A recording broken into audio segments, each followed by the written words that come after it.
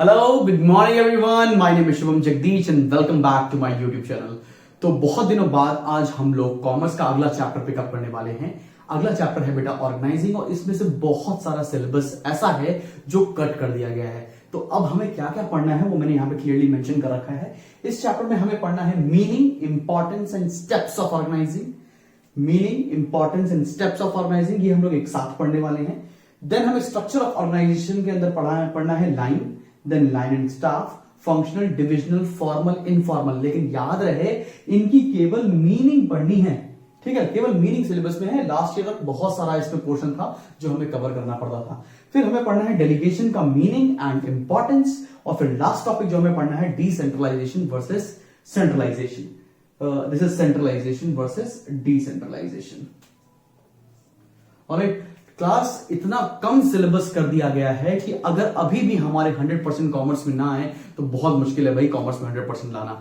बहुत सबसे बड़ा चैप्टर था अभी तक का ऑर्गेनाइजिंग, और सबसे छोटा कर दिया है। तो बिना टाइम वेस्ट के जल्दी से शुरू करते हैं भाई कि ऑर्गेनाइजिंग में हमें पढ़ना क्या क्या है, और ये ऑर्गेनाइजिंग होता क्या है, किस चिड़िया का नाम है।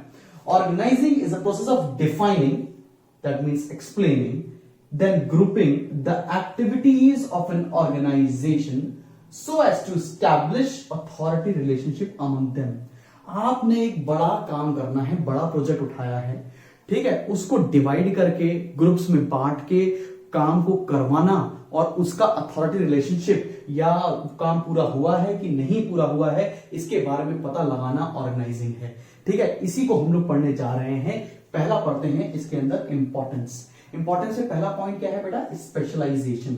स्पेशलाइजेशन का मतलब क्या होता है बेटा, यहां पर आपने कोई काम करना है, आपने उस काम को डिवाइड किया, फर्दर सब डिवाइड किया, और उस काम को करने के लिए जो बेहतर रिसोर्स है आपने उसको काम दिया।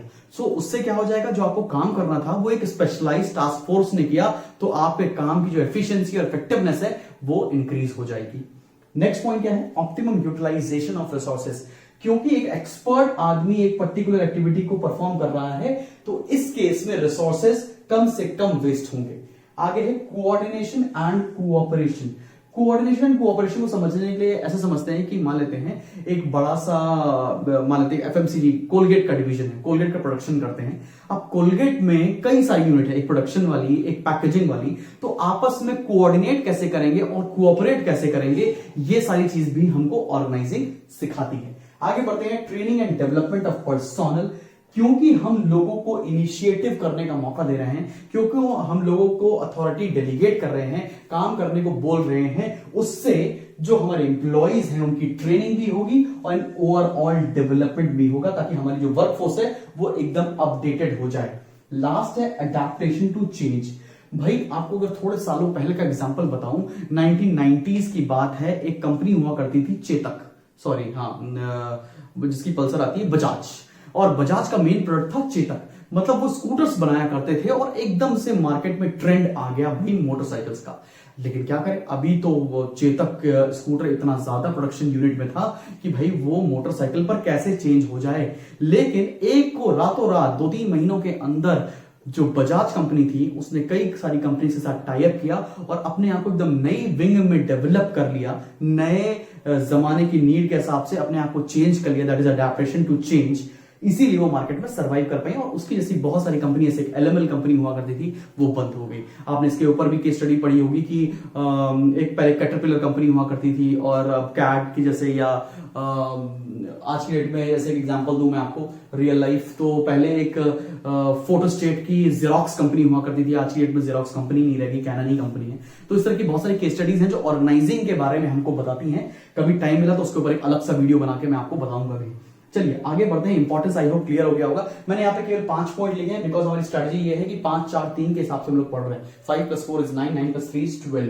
तो स्पेशलाइजेशन आपको पॉइंट समझ में आया, ऑप्टिमम यूटिलाइजेशन ऑफ रिसोर्सेज समझ में आया, कोऑर्डिनेशन कोऑपरेशन समझ में आया, training and development of personal समझ में आ गया, अडैप्टेशन टू चेंज समझ में आया। अब मेरे पास बड़े बच्चों की क्वेरीज आ रही हैं व्हाट्सएप ग्रुप पर कि सर अगर इसमें आप हमको ये बता दें कि इसके अंदर कीवर्ड्स क्या होंगे।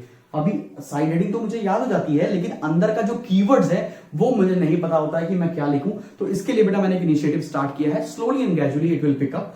हम अपने जो इंस्टाग्राम का हैंडल है उसके ऊपर नोट्स प्रमोट करने जा रहे हैं, नोट्स पोस्ट करने जा रहे हैं, that is free of cost. आप जाके वहां से नोट्स उठा सकते हो। अभी केवल हम लोगों ने इकोनॉमिक्स के चैप्टर नंबर 12 का फर्स्ट पोर्शन रिलीज किया है। स्लोली एंड ग्रेजुअली नवंबर तक हम सारे चैप्टर्स का नोट्स आपको प्रोवाइड कर देंगे, तो आपको ये समझ में आ जाएगा कि इस स्पेशलाइजेशन पॉइंट के अंदर सर ने क्या बोला, क्या क्या लिखना है, इसके कीवर्ड्स क्या होंगे, इसके कीवर्ड्स क्या होंगे, लाइकवाइज सारे पोर्शंस के कीवर्ड्स क्या होंगे। तो it would be of great help I guess. चलो भाई नेक्स्ट टॉपिक पे बढ़ते हैं, और नेक्स्ट टॉपिक है हमारा स्टेप्स इन ऑर्गेनाइजिंग प्रोसेस। भाई मेरे ये बड़ा इंपॉर्टेंट है। जिस भी चैप्टर में स्टेप्स पूछे जाते हैं वो बहुत ही ज्यादा इंपॉर्टेंट होता है। जैसे कि आपने प्लानिंग में स्टेप्स पढ़ रखे हैं, इसके पिछला चैप्टर था, ऑर्गेनाइजिंग में है, देन स्टाफिंग में बढ़ेंगे, एंड लाइकवाइज हर चैप्टर के स्टेप्स बहुत इंपॉर्टेंट है। और स्टेप्स सबसे मैक्सिमम मार्क्स के भी आते हैं पेपर में, 5 मार्क्स या 6 मार्क्स। चलो भाई बिना टाइम वेस्ट किए बढ़ते हैं और आपको बताते हैं कि ये डिवीजन ऑफ वर्क क्या होता है। कि एग्जांपल देके समझाने की कोशिश करता हूं बेटा।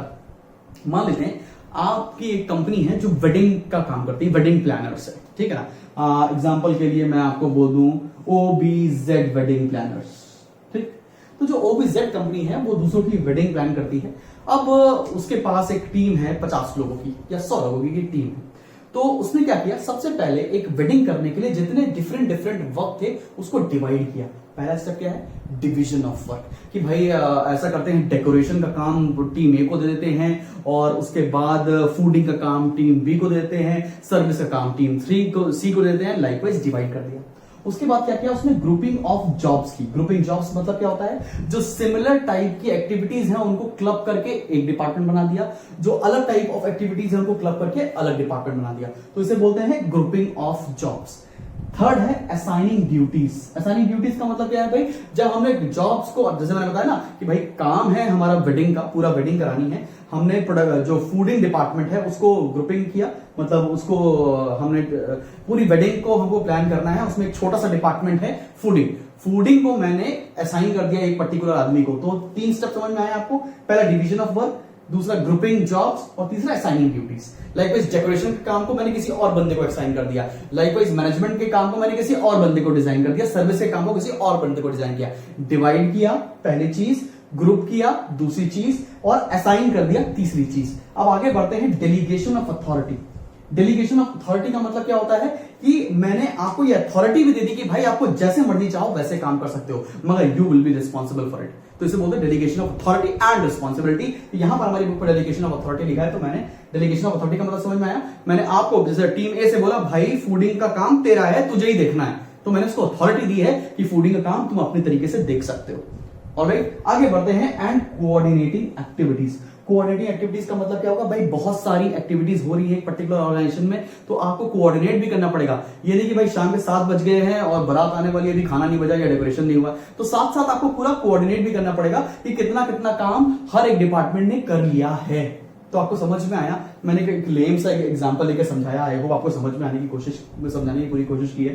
तो स्टेप्स कहते हैं, लेकिन स्टेप्स में एक बात का और बेटा ध्यान रखेंगे हम लोग, जब भी स्टेप्स लिख रहे हो, अगर एक भी स्टेप्स की नंबरिंग इंटरचेंज हो गई, काट के 0 मिल जाएगा, ठीक है ना भाई। तो नंबरिंग इसी ऑर्डर में होनी चाहिए, पहले होता है डिवीजन ऑफ वर्क, फिर होता है ग्रुपिंग जॉब्स, फिर होता है असाइनिंग ड्यूटीज, फिर होता है delegation of authority, and last होता है कोऑर्डिनेटिंग एक्टिविटीज। इसी ऑर्डर में लिख कर आइएगा, वरना मार्क्स आपके कट हो जाएंगे। तो भाई इसके अंदर के क्या कीवर्ड्स होंगे मैंने बताया, उसके लिए मैं आपको बहुत ही जल्दी नोट्स रिलीज करने वाला हूं, और मैं इंस्टाग्राम हैंडल, तो आप जा सकते हो वहां पर इंस्टाग्राम को, अगर आपको लगता है कि मेरे को फॉलो करना चाहिए तो आप करिए, और आपको वहां पर नोट्स फ्री ऑफ कॉस्ट मिल जाएंगे। जल्दी से यहां तक नोट करो, बढ़ते हैं आगे। ऑलराइट क्लास, तो बढ़ते हैं सबसे कॉम्प्लिकेटेड टॉपिक के ऊपर। यहां पर जो मैं बताने जा रहा हूं आपको, formal, informal, line organisation, line and staff, functional, divisional, सबसे ज्यादा बच्चा इसी में कंफ्यूज होता है। लेकिन सबसे अच्छी बात यह है कि इस साल इन 6 टॉपिक से केवल मीनिंग आ रही है सिलेबस में, ठीक है ना। तो भाई और इसके अलावा पढ़ने की कोई भी जरूरत नहीं होगी। तो बिना टाइम वेस्ट के जल्दी से शुरू करता हूं, ये बताता हूं कि फॉर्मल ऑर्गेनाइजेशन क्या होता है। आपकी बुक में फॉर्मल कम्युनिकेशन भी दे रखा है, वो कंट्रोलिंग चैप्टर में है, सॉरी डायरेक्टिंग या कंट्रोलिंग, डायरेक्टिंग में है वो, ठीक है ना। और इनफॉर्मल कम्युनिकेशन भी दे रखा, तो कंफ्यूज मत हुआ करो। फॉर्मल ऑर्गेनाइजेशन और फॉर्मल कम्युनिकेशन डिफरेंट है। Informal organisation, informal communication different है, याद रखना, दोनों अलग अलग टॉपिक्स हैं। तो फॉर्मल ऑर्गेनाइजेशन वो होता है जो एक पर्टिकुलर ऑर्गेनाइजेशन सेटअप करती है। जैसे ही क्या है लिखा है मैंने यहां पर, organisation structure design and established by management to achieve organisational goals. मतलब वो डिपार्टमेंट, वो ऑर्गेनाइजेशन जो मैनेजमेंट ने सेटअप किया होता है ताकि ऑर्गेनाइजेशन के गोल्स को पूरा किया जा सके, उसे बोलते हैं फॉर्मल ऑर्गेनाइजेशन। इनफॉर्मल क्या होता है? ये मैनेजमेंट सेटअप नहीं करती, ये हम लोग खुद सेटअप कर लेते हैं। जैसे कि क्या लिखा है मैंने यहाँ पे, it is a network of personal social relationship develop to achieve personal goals. हम किसी एक जगह काम करते हैं, वहां पे हमारी दोस्ती होती है, वहां पे हमारा पर्सनल सेटिस्फैक्शन होता है, नीड सेटिस्फाई होती है बातचीत करके, सोशलाइजेशन करके। तो वो सारी नीड्स जहां पर पूरी की जाती हैं उसे बोलते हैं इनफॉर्मल ऑर्गेनाइजेशन। यहां पर कोई बिजनेस का ऑब्जेक्टिव पूरा नहीं होता है, फॉर्मल ऑर्गेनाइजेशन में बिजनेस का ऑब्जेक्टिव पूरा होता है। आगे बढ़ते हैं लाइन ऑर्गेनाइजेशन के बारे में बात करने के लिए। It refers to direct chain of command through which authority flows from top to bottom. यहां पर बोला गया है direct chain of command. Managing director ने नीचे इंफॉर्मेशन फ्लो करने के लिए प्रोडक्शन डिपार्टमेंट को बोला, प्रोडक्शन ने वर्कर्स को बोला, फैक्ट्री के सुपरिटेंडेंट को बोला। तो मतलब क्या हो रहा है? लाइन से सीधा इंफॉर्मेशन फ्लो हो रही है। तो यहां पर मैंने इसको क्लियरली लिख रखा है, it refers to direct chain of command through which authority flows from top to bottom. Clear है? Clear? Line staff is very easy, line organisation is very easy. Line staff is confusing. Line staff को समझाने के लिए मैंने यहाँ पे theory लिखी है, तो वो समझाने की कोशिश की गई है। भाई देखो, लाइन ऑर्गेनाइजेशन क्या है? एमडी मैनेजिंग डायरेक्टर, फिर आ गया प्रोडक्शन डिपार्टमेंट, प्रोडक्शन हेड, और उसके बाद क्या आ गया? प्लांट सुपरिटेंडेंट, और उसके नीचे होता है असेंबली यूनिट और प्रोडक्शन यूनिट। ठीक है, आप अपनी बुक में देख भी सकते हो, समझने की कोशिश करना। लाइन क्या है? MD, production department, plant superintendent और असेंबली की यूनिट्स। तो ये तीन चीजों को मैं लाइन मानता हूं। एमडी ने बोला कि हमें प्रोडक्शन इंक्रीज करना है, तो एमडी की बात को एमडी ने किससे बोला? प्रोडक्शन डिपार्टमेंट के हेड से। और प्रोडक्शन डिपार्टमेंट के हेड ने किसको बोला? प्लांट सुपरिटेंडेंट को। अब प्लांट सुपरिटेंडेंट का काम है कि प्रोडक्शन बढ़ा के दे। कैसे बढ़ा के देगा? उसकी दिक्कत। यहां पे स्टाफ ऑर्गेनाइजेशन क्या होता है? स्टाफ ऑर्गेनाइजेशन ये कि जो ऑब्जेक्टिव को पूरा करने के लिए कई सारे एक्सपर्ट्स की जरूरत होती है, ठीक है ना, उसको भी ऑर्गेनाइजेशन में रखना होता है। जैसे कि HR, human resource, personal development वाले लोग, जैसे कि फाइनेंस, कहां से फाइनेंस होगा, वो सारे लोग। तो ये हो गए आपके एक्स्ट्रा लोग, मतलब स्टाफ ऑर्गेनाइजेशन जो रखे जाते हैं, ये एक्सपर्ट्स होते हैं अपने डिपार्टमेंट के अंदर, और इनको रखा ही इसलिए जाता है सो दैट ऑर्गेनाइजेशन का ऑब्जेक्टिव पूरा किया जा सके। भाई देखो, अगर मैं बोल रहा हूं, मेरा मान लेते हैं मर्सिडीज की कंपनी है, तो मर्सिडीज का मेन ऑब्जेक्टिव क्या है? प्रोडक्शन बढ़ाना, बेचना। ठीक है, तो मेन ऑब्जेक्टिव क्या है? एमडी ने बोला कि प्रोडक्शन बढ़ाओ, लेकिन प्रोडक्शन बढ़ाने के लिए बहुत सारे लोगों की और जरूरत होती है, respective of workers, labours, raw materials. उसके अलावा लोगों की क्या जरूरत होती है कि आपको एचआर, मतलब पर्सनल डेवलपमेंट वाले लोग भी चाहिए, एचआर वाले लोग भी चाहिए, ताकि लोग वो रिक्रूट कर सकें लोगों को, वो क्या बोलते हैं उसको, कि फ्लो में काम करवा सके, कहीं पर कोई राइट्स ना हो या लेबर यूनियंस ना बन जाए। तो वहां पर एचआर की बहुत जरूरत होती है, human resource development, human resource planning की बहुत जरूरत होती है। फाइनेंस, पैसा कितना है हमारे पास, कहां आएगा, कितना लगने वाला, उसके अंदर अकाउंटेंट की जरूरत होती है, चीफ फाइनेंशियल ऑफिसर की जरूरत होती है। ये सारे स्टाफ ऑर्गेनाइजेशन है जो आपके प्राइमरी ऑब्जेक्टिव को पूरा करने के लिए बनाए जाते हैं। तो लाइन ऑर्गेनाइजेशन और लाइन स्टाफ एकदम डिफरेंट है। आगे बढ़ते हैं फंक्शनल एंड डिविजनल स्ट्रक्चर के ऊपर। बेटा, फंक्शनल ऑर्गेनाइजेशन क्या होता है? Under this each major and basic function is organised and as separate department. इसका मतलब क्या हुआ? हर एक चीज को, हर एक एक्टिविटी को डिफरेंटली ग्रुप करके एक अलग डिपार्टमेंट बना दो on the basis of their functions. जैसे अगर जिस डिपार्टमेंट में प्रोडक्शन का काम होता है तो उसको एक अलग डिपार्टमेंट बना दो, उसको बोलो तो प्रोडक्शन डिपार्टमेंट। जहां पर सेल्स का काम होता है उसको अलग डिपार्टमेंट बना दो, बोलो तो sales department, finance department, HR department. तो on the basis of their functions उनके डिपार्टमेंट को कैटेगराइज कर दिया गया है। अब आता है डिविजनल ऑर्गेनाइजेशन, डिविजनल स्ट्रक्चर। इसमें क्या होता है? In this activities of organisations are grouped into number of divisions. Divisions are created on the basis of product. जिस कंपनी में बहुत ज्यादा प्रोडक्ट्स होते हैं, बहुत ही डाइवर्सिफाइड प्रोडक्ट लाइंस होती हैं, तो वहां के प्रोडक्ट के बेसिस पर आप डिवीजन को क्रिएट करते हो, उसको बोलते हैं डिविजनल स्ट्रक्चर। यहां फंक्शन के बेसिस पर होता है, वहां प्रोडक्ट के बेसिस पर होता है। अब भाई देखो, प्रोडक्ट के बेसिस पे कैसे होगा? मान लेते हैं बोर्ड ऑफ डायरेक्टर है, फिर मैनेजिंग डायरेक्टर है। अब एक प्रोडक्ट है जिसके अंदर प्लास्टिक का काम है, केमिकल्स का काम है और मेटल्स का काम है, ठीक है ना, तीन इस तरह के प्रोडक्ट्स हैं। तो मैंने बोला केमिकल का एक अलग डिपार्टमेंट सेटअप कर दो, एक केमिकल का अलग डिवीजन सेटअप कर दो। अब केमिकल के अंदर क्या होगा कि कहां से प्रोडक्शन होगा, कहां से सेल्स होगा, कहां से मैन्युफैक्चरिंग होगी, सारी चीजें अलग। ठीक है। जैसे मैं ये बोलूं, अगर पतंजलि की बहुत बड़ी प्रोडक्ट लाइन है, तो पतंजलि की जो टूथपेस्ट है उसको एक अलग डिपार्टमेंट बना दो। पतंजलि के जो मान लेते हैं कोई मेडिसिन है, उसको अलग डिपार्टमेंट बना दो। पतंजलि के कोई और प्रोडक्ट है तो उसको अलग डिपार्टमेंट बना दो। समझ में आ रहा है कि इतनी बड़ी प्रोडक्ट लाइंस है, तो on the basis of product वहां पर डिविजन क्रिएट किए जाते हैं, इसलिए इसको बोलते हैं डिविजनल स्ट्रक्चर। सबसे ज्यादा कंफ्यूजिंग बेटा लाइन और लाइन एंड स्टाफ होता है, तो उसको ध्यान से एक बार बुक से रीड कर लेना। अच्छी बात यह है कि इस साल केवल मीनिंग ही आ रही है आपके एग्जामिनेशन में। जल्दी से नोट करो, बढ़ते हैं ऑलमोस्ट सेकंड लास्ट टॉपिक पर। ऑलराइट क्लास, अपने लास्ट टॉपिक की तरफ बढ़ते हैं, और लास्ट टॉपिक है हम लोग का delegation of authority. Delegation of authority का मतलब क्या होता है भाई? खुद काम ना करके अपने सबऑर्डिनेट से काम करवाना। मतलब आपने ट्रांसफर ऑफ अथॉरिटी कर दिया फ्रॉम सुपीरियर टू सबऑर्डिनेट। जो सुपीरियर को काम करना था उसने सबऑर्डिनेट को डेलीगेट कर दिया, भाई साहब आप करो। जैसे स्कूल्स में क्या होता है कि बहुत सारे छोटे छोटे काम क्या होता है, क्लास टीचर एक मॉनिटर बनाता है और मॉनिटर को काम डेलीगेट कर देता है, ठीक है ना, उसी को बोलते हैं डेलीगेशन ऑफ अथॉरिटी। इसके फायदे क्या क्या होते हैं? फायदे ये होते हैं कि it gives a relief to top executives. तो जो टॉप एग्जीक्यूटिव्स हैं, जो सीनियर लोग हैं आपके ऑर्गेनाइजेशन में, जिनके पास और भी बहुत सारा काम है, ये करने से उनको रिलीफ मिलता है। ये छोटे छोटे काम वो खुद नहीं करते हैं। दूसरा क्या है? स्पेशलाइजेशन। अब फायदा क्या है? हो सकता है कि मैं एक पर्टिकुलर काम में स्पेशलाइज ना हूं, लेकिन मेरा कोई सबऑर्डिनेट है वो उस पर्टिकुलर काम में बहुत ज्यादा स्पेशलाइज्ड है, तो मैं खुद ना करके उस पर्टिकुलर बंदे से करवा लूंगा, तो उसको बोलते हैं स्पेशलाइजेशन। थर्ड क्या है? Quick decisions. अब मुझे काम मिला, मैंने उसको कई लोगों में डेलीगेट कर दिया, तो काम जल्दी हो जाएगा और डिसीजंस भी कंपनी क्विकली ले सकती है। Motivation of subordinates. जब कोई बड़ा काम ना आप सबऑर्डिनेट्स को देते हो, तो it creates a motivation for them. उनको लगता है कि उनको एक रिस्पॉन्सिबल काम दिया जा रहा है, इसलिए वो मन लगाकर और कंपनी के लिए बहुत फेथफुली काम करते हैं। और लास्ट जो पॉइंट है इसमें, वो है एग्जीक्यूटिव डेवलपमेंट। एग्जीक्यूटिव डेवलपमेंट का मतलब क्या होता है? आपको एक पर्टिकुलर आदमी को डिसीजन मेकिंग लेने के लिए डेवलप कराना। इसका मतलब क्या? जब आप सबऑर्डिनेट को काम दोगे, तो धीरे धीरे वो डिसीजन मेकिंग करना शुरू करेगा, तो आगे चल के वो इजीली डिसीजंस ले सकता है, उसका ओवरऑल डेवलपमेंट हो सकता है या उसका एग्जीक्यूटिव डेवलपमेंट हो सकता है। तो आपको बात समझ में आ रही है डेलीगेशन क्या होता है? डेलीगेशन बहुत बड़ी यूनिट थी भाई आपकी बुक में, लेकिन वो सिलेबस में अब नहीं है। बिल्कुल ध्यान से रखिएगा, बहुत ज्यादा सिलेबस था डेलीगेशन के अंदर, कट शॉर्ट करके केवल मीनिंग आ रही है और इंपॉर्टेंस आ रहा है। मैंने यहाँ पे इंपॉर्टेंस अभी 5 पॉइंट लिखे, बिकॉज 5 पॉइंट से ज्यादा नहीं पूछा जाएगा।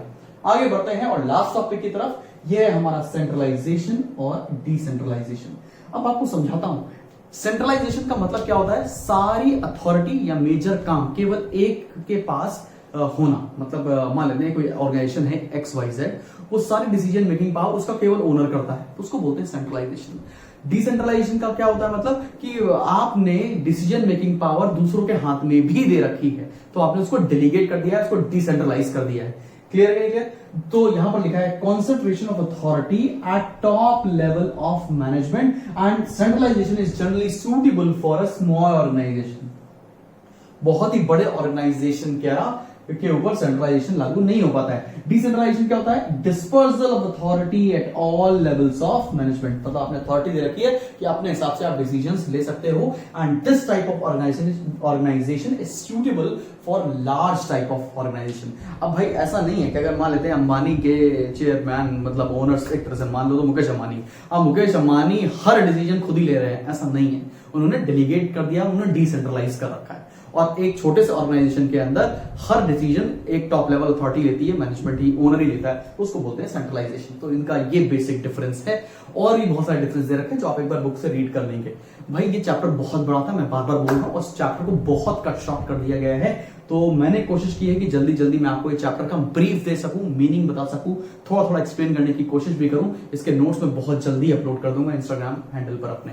और एक बात बतानी थी कि आने वाले महीने में फॉर एग्जाम्पल मैं आपको बता दूं कि आई will be finding entire syllabus of economics and commerce with in September. 5-10 दिन का ऊपर नीचे हो सकता है, पहले बता रहा हूं। Within September I try to wind up economics and commerce.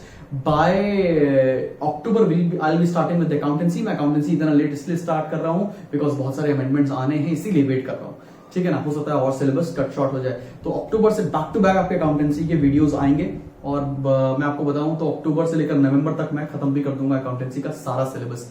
और एक और बात बताने वाला हूं कि नवंबर ऑनवर्ड्स बहुत सारी न्यू चीजें आने वाली हैं हमारे चैनल पर, जो आपकी जो प्रिपरेशन लेवल है वो यहां से यहां पहुंचा देगी बोर्ड्स की, जो इस साल आपके होने हैं 2020-21 के बच्चों के लिए। तो भाई जिन्होंने भी सब्सक्राइब नहीं किया वो सब्सक्राइब कर सकते हो, बिकॉज आगे आने वाली नोटिफिकेशन आपको डायरेक्टली मिल जाएगी। Alright class, this was Shubham Jagdish signing off. Thank you.